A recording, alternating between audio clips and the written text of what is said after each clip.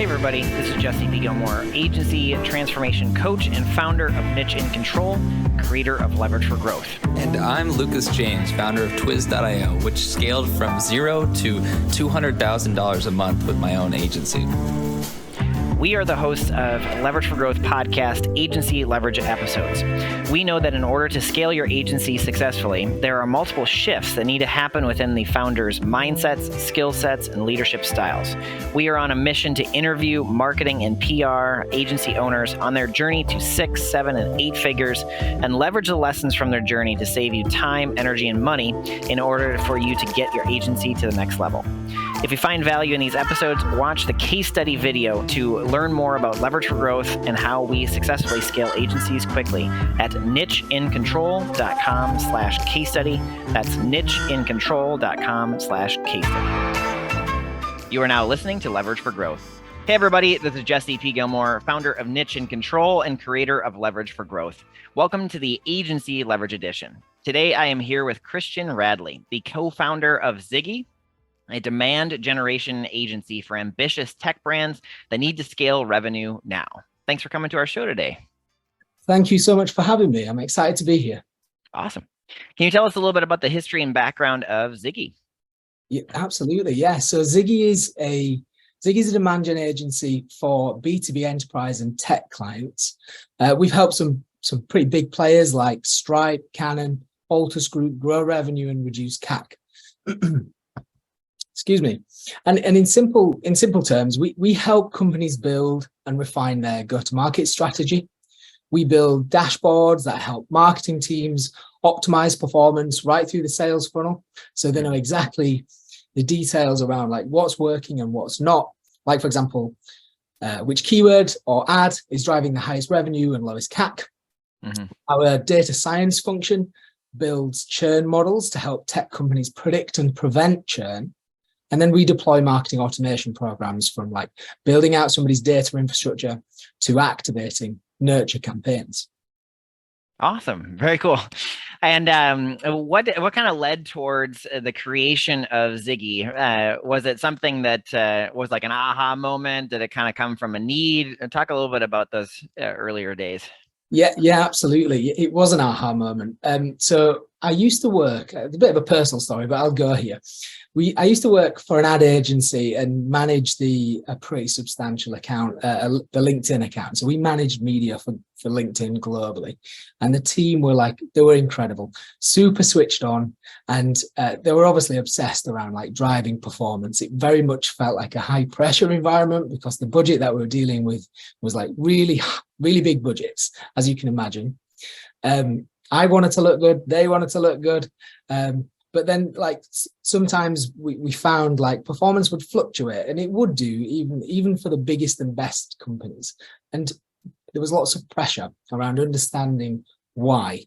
So we were always really trying to be prepared to answer that like why question, because really that's what they wanted to know. So when these questions came around, it was like the worst thing ever. It was like you felt reactive, so out of your depth if you didn't know exactly what the answers were. So and really what all of that boiled down to is because we didn't really have the right infrastructure in place to be able to quickly share like insight around what's working. And that, as well as like we were not structured enough as a team. So the aha moment was we needed to think differently. And it was kind of like founded in this moment, right, where we needed to be a lot more methodical in our approach. We needed to measure the impact of everything. So we had like the deepest understanding, a deeper understanding than anybody in the room of what was going on and why performance was heading in a certain direction. So essentially what we did was we built a set of principles that basically helped us draw insight on the most granular things. Whenever we wanted to launch something new, like a new marketing program, or a key change within the program, we would do it in a very experimental and structured way. And we'd do this months at a time. So you can kind of imagine now that where we were was like quite reactive. And then we were really proactive, really planning everything out and creating a clear vision for where we wanted to take things. So the aha moment, just to draw back on that point, right, was making sure that we adopted these principles.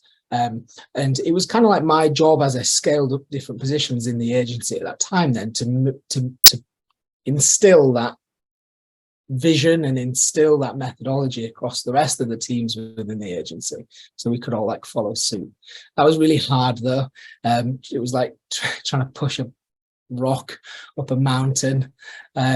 So it just, what, because it wasn't that adopted, or it just, what, we weren't like making enough progress there. I knew I had to go it alone. And that's exactly what we did, right? We built an agency then on these principles where we really helped B2B companies adopt the best type of way of working. But ultimately, it was all really designed around one simple thing, and that was like helping B2B companies solve a really key problem. And that was, outside of the barriers of LinkedIn, a lot of companies were not able to tie marketing performance back to what was happening in the sales funnel. So they're essentially making decisions, blind decisions. So we kind of like entered this world with a vision of like helping companies immediately bridge this gap, which takes me back, right, from our very first days. It was just me at the very beginning. And I used to have to spend every Sunday like building these reports that allowed us to make these sophisticated data joins in Excel to be able to understand what was going on. And it was just so encompassing. So that was like the starting point of Ziggy. It was like freelancing on the side, and it grew quite quickly into winning more clients. People that we used to work with before that had experienced how we work, saw that they wanted to work with us. And it was just from there a rocket ship, actually. So we went, in terms of like the size, and just to give you some numbers, we went in our first year, we scaled from like, what was the numbers now? It was like 500,000 in revenue to like a jump to 1.4 million in year 2. And then we're continuing to see like growth into year 3 and beyond. So the growth was pretty fast. And obviously now we've got we're a bigger team. We've got specific functions that are, thriving in their own area instead of just trying to hodgepodge things together. But it was a bit of a journey, right? And I suppose one thing that your listeners might be interested in is the transition from how you can take something that's just like a small freelancing over to ultimately a consistent 7-figure business. And there's kind of like 3 principles really that are going to help people make this transition. And I'm going to expand on the third one a little bit more, because I think that's the one that's probably most important. But you've got to do things that don't scale. Like these are like ultimately focus on delivering an excellent service. And that might be going over and above on specific details that are just tiresome, but they really matter. Because if you can set the precedent at that level, it just sets the tone for everything else that you do. So focusing on delivering an excellent service is just like the number one learning. Like another thing, another learning, if you like, that will help people make that transition is the people that they hire. One thing that we did, that we were fortunate to do actually, is hire people we'd worked with before, which was definitely not it's not the perfect strategy, right? Because you're not exactly getting the fresh ideas you might need. But to deal with it as the scale that we were working with it in the early days, we needed to have people that could just roll up their sleeves on day one and get stuck in exactly how we needed them to. The story changes though, like that has a limit, right? You do need to bring in fresh ideas pretty quickly after that. But the third point is the one I think that matters the most, right, for how you can get your business to scale, is having a point of view. And we were talking about this, right, just before the interview, right, the point of view section on Ziggy's site. Having a strong point of view matters more than anything, because it sends a signal out to your actual audience, and those that don't want to work with you also get the message too. And that's that's a shared consensual feeling. So it's having a point of view, and what I mean by that is a differentiated point of view. So having something that sets you apart from other agencies, in this example, right, is going to win every time than just being better. You can't really tell people that you're better. That's just, everybody would say that. You've got to explain to people why you are different. And for us, we celebrate that different, and it's in our DNA. And it comes back to like our point of view, which is largely around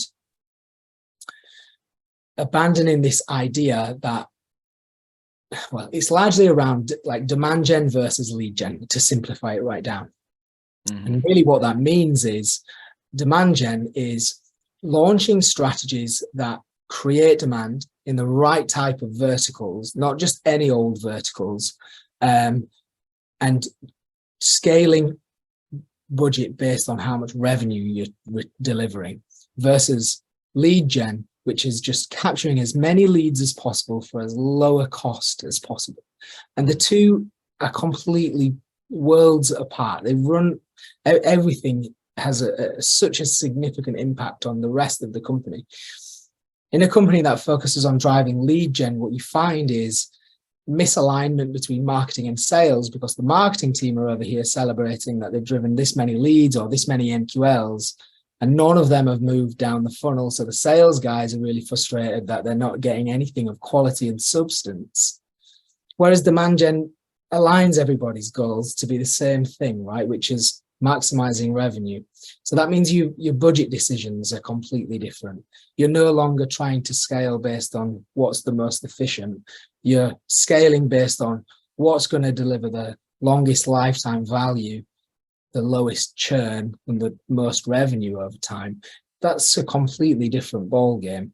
A lot of companies today don't really have the infrastructure to be able to make those decisions, which is essentially why we formed, to help companies, number one, create that connection between marketing and sales, and then be able to truly understand what programs work effectively at driving the right type of metrics versus ones that are simply just ineffective. So having that point of view is super, super important. That's awesome. And I know our audience that may not have heard of demand generation before or not understood the difference between those is it's really helpful to kind of see the us versus them kind of format, because I've also experienced before where leads come in, but then they don't move forward, and you don't want to celebrate that. You actually want to celebrate people moving forward. Yeah. And I can also understand how important it is to have metrics around churn, because churn is actually one of the biggest issues with agencies if they don't focus on minimizing churn and keeping clients for a long time. So what have you when you're looking at, let's take churn for an example. Sure. You had talked about the Excel sheets, and hopefully it's not in Excel anymore, but No, it's not.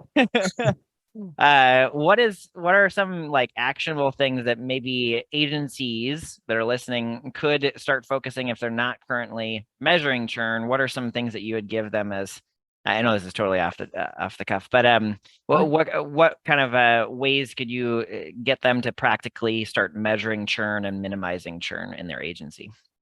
Yeah, that's a great question. So I think so we often look at this from a helping companies analyze their churn, but the same principles apply. It's what we try to do whenever it's really important that you understand your customer base.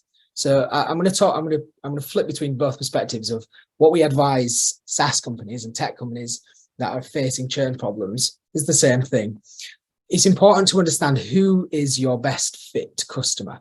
And what I mean by that is which customers pay the most and stay the longest. Who is your worst fit customer? Like who's churning the most, right? Who's paying the least? Who's causing like more problems and disruption than any other type of customer? Like analyzing these data points will quickly help you build a perspective of who is the right fit customer for you. And you obviously need to focus on going after those types of customers. So the things that we do when facing this problem is we have to run an analysis that looks at like lifetime value, so like revenue over the lifetime of a single customer, like churn. So obviously analyzing the historical customer data, analyzing churn. We have to analyze ARR, all of those different like success metrics and also like churn metrics, but it's important that you segment that up by things like where somebody is based, what's their company size, what vertical are they in, what service or product are they buying. All of these are like key dimensions that you need to chop the data by to really get under the skin of like who is your best fit customer and who is your worst. And it's only really until then that you can say, right, the go-to-market strategy is built around going after this segment, and this is why. Because if you don't do that, you've just got a perspective of what you think your ICP is, and you're going after a whole sea of a market that you could essentially go after, but that's not the best approach, right? You've got to niche down and know exactly where you play best. Mm-hmm. You're totally speaking my language with a niche. Yes. Yeah, that's awesome. It gives some actionable, insights into minimizing churn, because I know that is a big topic, especially with AI and trying to make sure you're still relevant as an agency as in the midst of all of it. So what was kind of like the best way for people to get in touch with you, whether they're a tech brand or an agency that's listening? Yeah. Yeah, so I mean, you can reach me on my email. It's christian@ziggy.agency, with my LinkedIn handle, which is Christian-Radley. There's also the newsletter if you're interested in reading some of the content that we put out on our website. So go subscribe there, or just follow us on social channels. Cool. Excellent. And for anybody that's listening, I will include the links to Christian and Ziggy in the show notes. And I just want to thank you very much for being on the show, Christian. Awesome. Thank you. Agency owners, if you want to transform your agency to sustain and grow without your direct involvement, where you can stop working in the business and switch to working on the business, where you can regain control of your time, delegate effectively, get paid what you're worth, and have your team run the day-to-day, go to nicheincontrol.com/case study right now to learn more about Leverage for Growth. You can book a free strategy session with us to look at your systems, understand what needs to be done in order for you to scale, and get a free strategic plan for the next year to live the life of entrepreneurship that you've always dreamed about. Go to nicheincontrol.com/case study. That is nicheincontrol.com/case study now.